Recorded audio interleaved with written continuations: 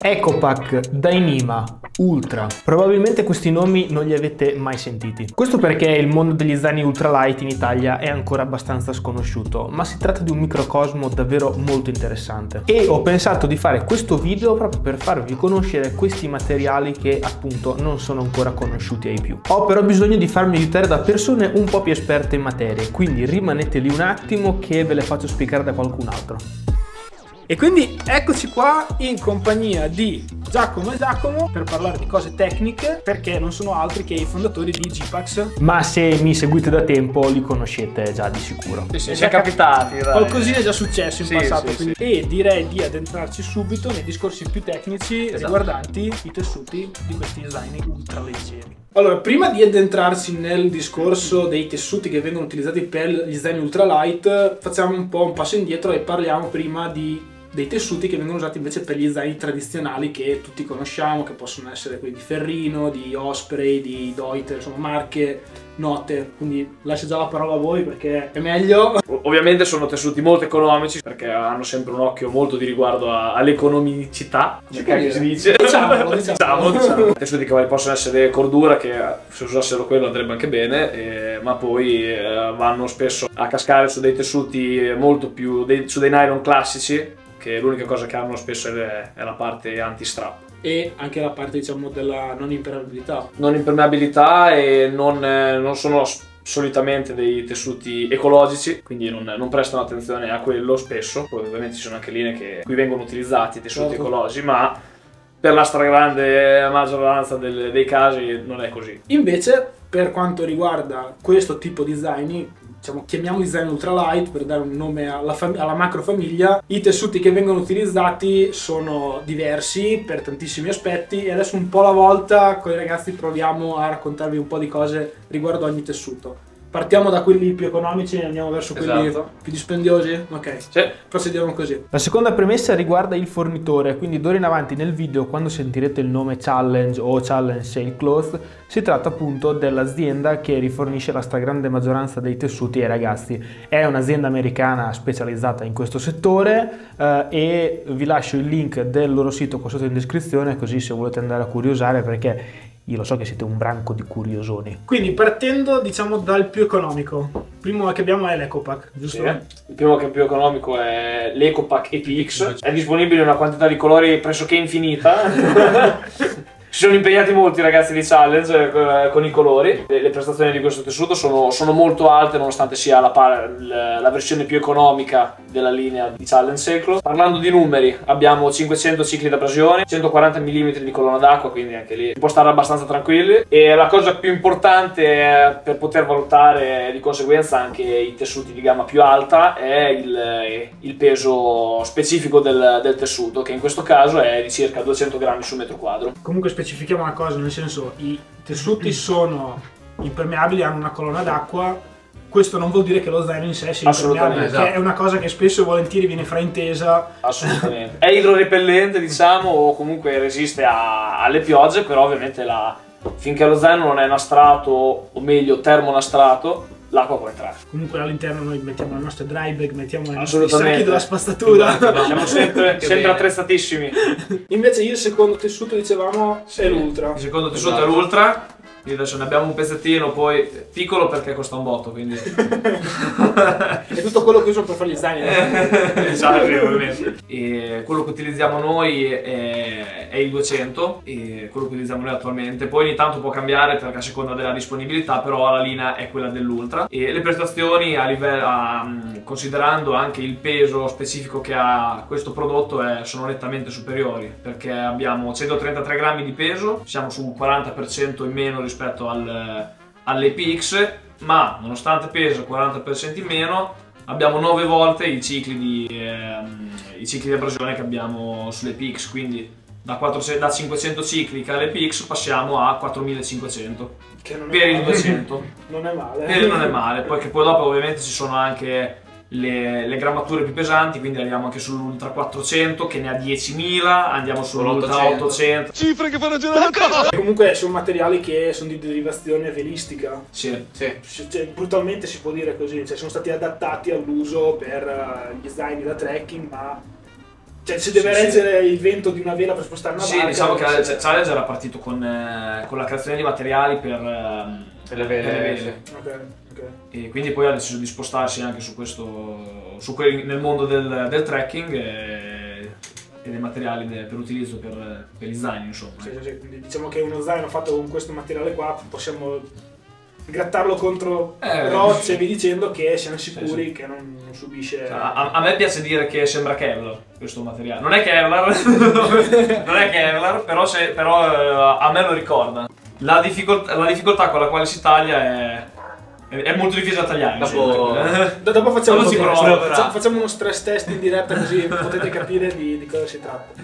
E sono ecologici, tutte e due le linee, sia la linea EPX che quella Ultra. Perché sarebbe un po' assurdo che noi andiamo in natura perché ci piace e poi fabbrichiamo con materiali che in realtà la danneggiano. Sarebbe un po' e sono anche riciclabili ovviamente, quindi una volta che ci si toglie magari quei pochi materiali che non sono riciclabili nello zaino, perché alcuni materiali non esistono, riciclati o riciclabili, tolti quelle piccole parti di materiale, il resto è da buttare nella plastica. Quindi dopo EcoPack e Ultra abbiamo anche il Dyneema, sì, che però... Che noi usiamo solo per le dry bag, principalmente perché è molto leggero, poi si presta molto per le dry bag, e invece per i zaini ci siamo fidati principalmente a Challenge perché abbiamo voluto appunto affidarci solo a un fornitore anche per diciamo, l'innovazione che porta nel mondo dei materiali da usare per l'ambito outdoor, e per ora ci stiamo trovando bene con Challenge. No, certo, comunque i materiali sono ottimi. Cioè, lo dico perché li ho già toccati e testati, quindi ho avuto una prova concreta e sono veramente eccezionali, quindi sì,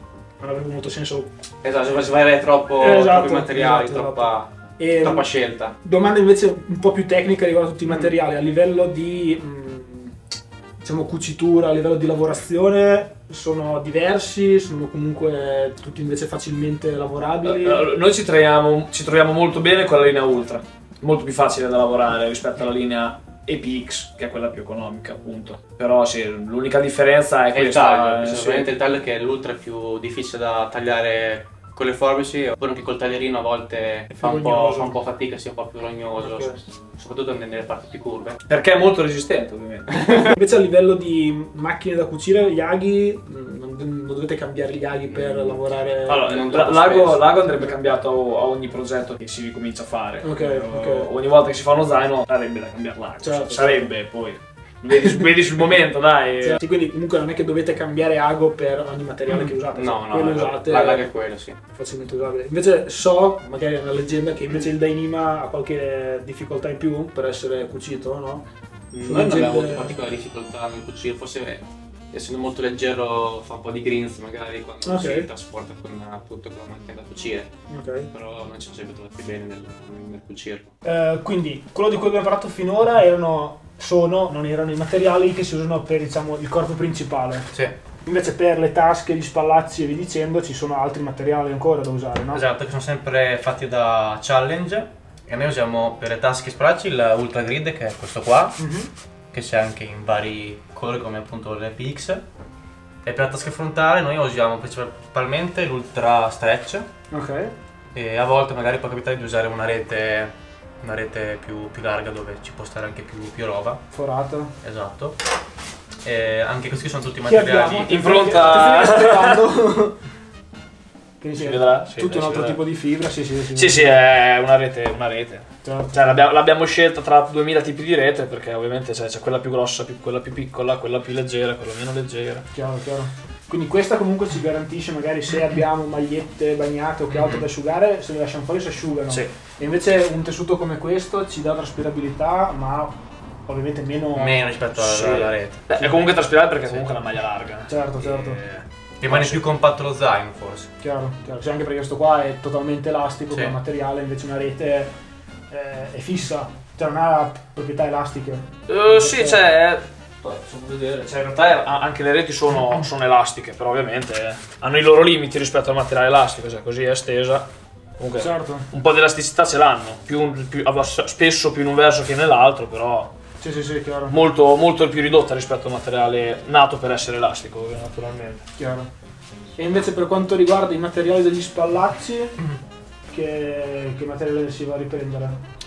Questi qui, il materiale esterno, diciamo, Il frontale è sempre ultra grid. Ok, quindi come quello delle tasche. Esatto, mentre di sotto usiamo un 3D mesh che ha un 3 mm di imbottitura, mentre all'interno l'imbottitura è fatta in foam classico. Ok, quindi tessuti un po' più standard. Sì. Il 3D mesh dopo è lì per la traspirabilità. Certo. Allora adesso facciamo il test che vi dicevo prima sui 3 materiali, andiamo a provare a tagliarli. Quindi partiamo con Ecopack e Pix.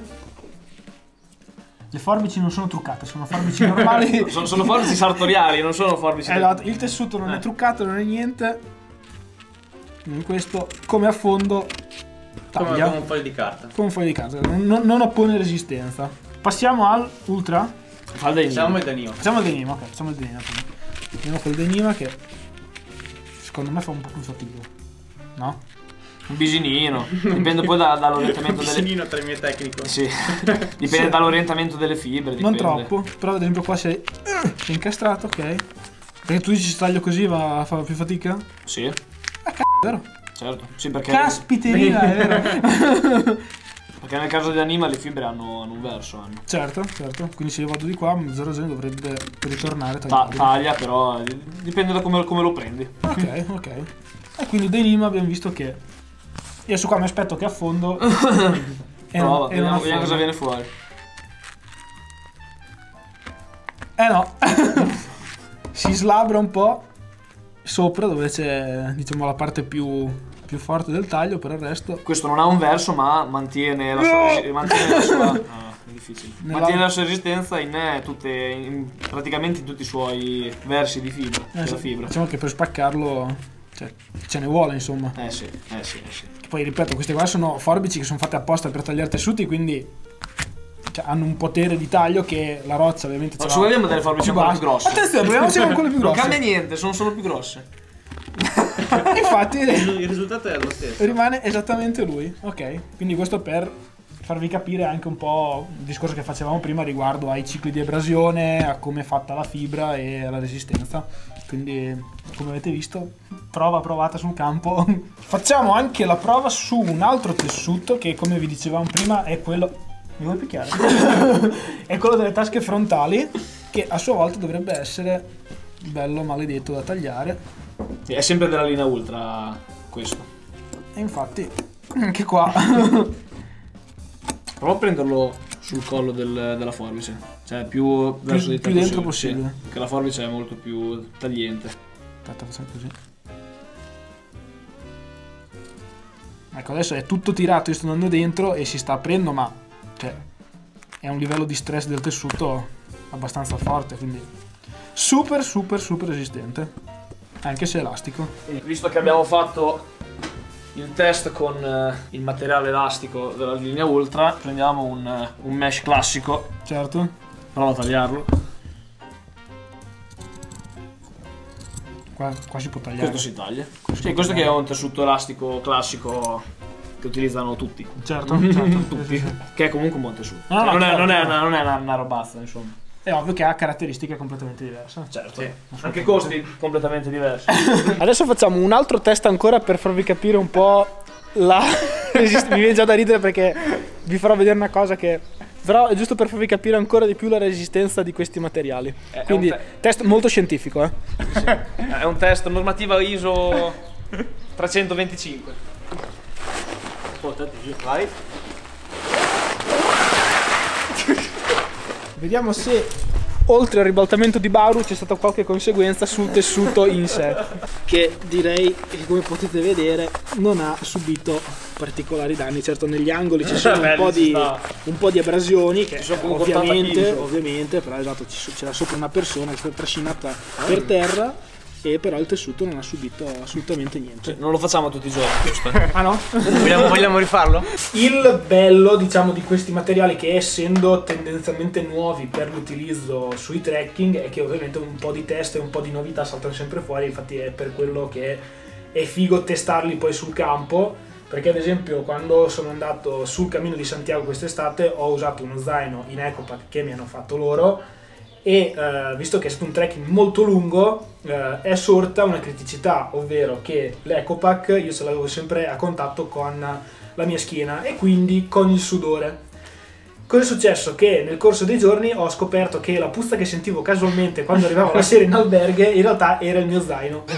Problematica che, ad esempio, con un altro zaino che ho, che è in Dyneema, non si è mai riscontrata, e quindi poi ovviamente ero in contatto con loro che ci scambiavamo feedback nel corso dei giorni, e appunto abbiamo riscontrato questa cosa, e anche per loro, che comunque sono i produttori, è stato come dire, un plus, perché hanno scoperto una criticità di questo materiale.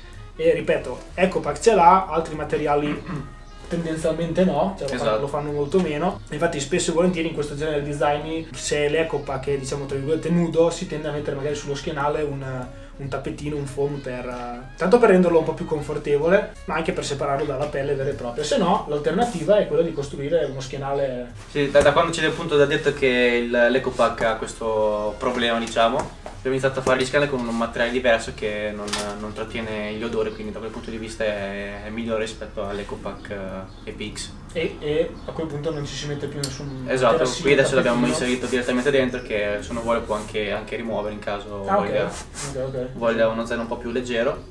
Lo aiuta anche magari se all'interno dello zaino c'è qualcosa di sistemato male. Esatto, non si sente. Sì, attutisce un po' di più, un po' più confortevole, un po' più morbido anche sulla schiena. Certo. Sentire la pentola nella schiena non è piacevole. No. Bene, quindi ragazzi, spero di avervi fatto vedere una parte interessante del dietro le quinte di materiale poco noto, diciamo, in Europa. Ovviamente ringrazio i Gipacchi che mi hanno sostenuto in questa idea, perché mi sembrava carino, insomma, far vedere un materiale che origine ha, come viene usato e le varie caratteristiche, perché sono sempre cose che non vengono considerate. Immagino che poi anche a voi facciano tante domande quando sì. design, quindi Ora ci gasano queste cose, quindi ci piace parlarne e anche rispondere poi. Certo, oltre che farli. Infatti, se comunque volete vedere quello che fanno i ragazzi, vi lascerò sotto in descrizione ovviamente il loro sito, la pagina Instagram, la pagina TikTok, così se vi volete un po' dare un'occhiata ai loro prodotti lì c'è tutto. Ciò non toglie che se avete bisogno di qualcosa li contattate, che vi daranno tutte le risposte del caso. E niente, noi come al solito quando facciamo queste cose poi andiamo a mangiare, Già abbiamo mangiato. Dopo andiamo a mangiare ancora. E se in terra di Romagna non ci si può esimere da certi doveri, e quindi niente, adesso noi ci prepariamo per andare. Io vi ringrazio ancora, raga. Grazie a te. E noi invece ci vediamo prossimamente con prossimi video, prossime cose. Ciao a tutti.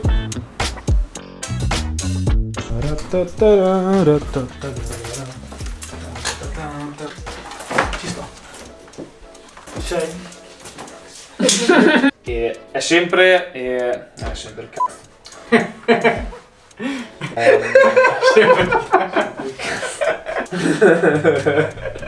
La minchia sempre, sì. E allora, ricominciamo. Cioè, la difficoltà col quale con cui tagliarlo. Ci stiamo? Sì. Invece io rifacciamo. Ultimo materiale, ce ne abbiamo un altro da far vedere? Non lo ricordo.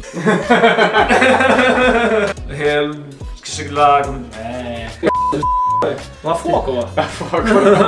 Lo bippiamo. Se non la conoscete, nel caso non la conosciate, Che è la fine video, schermo nero, lui bestemmione.